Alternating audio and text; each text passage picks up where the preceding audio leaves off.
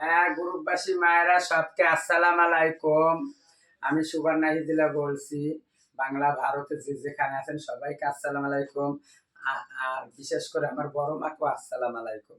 আমি গ্রুপে আইতাম না, আমাদের ভাইয়ের নিষেধ আছে, আমার ফ্যামিলির নিষেধ আছে, রয়ে গেছে। গ্যাঞ্জাম হয়েছে, জরকা হয়েছে, সব আপনারা দেখছেন এতদিন। কালকেও বসাবসি হয়েছে, উনরাই গেছে। কাগো কাগো দাঁড়ে ওনাগো নেতা ছিল।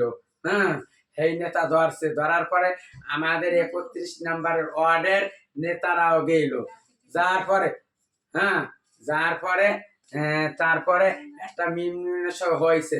আমি যে ভাত খাইতাম, হ্যাঁ, এই ভাত নিয়ে আমি আর একদিনে ঢোল চাইছিলাম।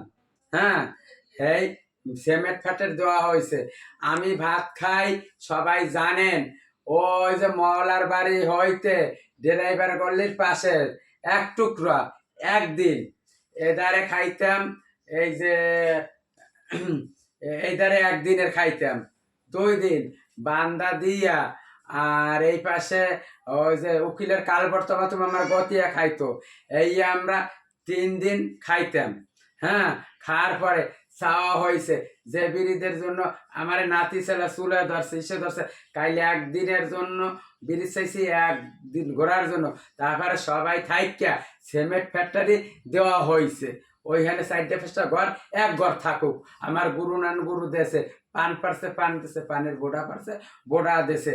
আমার মলার বাড়ি বারে বারে করছি, মলার বাড়ির ওইখানের আর এই বিড়িত নিয়া।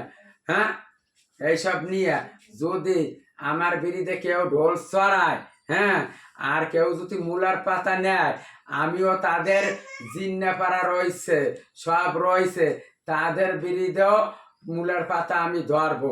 এটা কেটে দাও।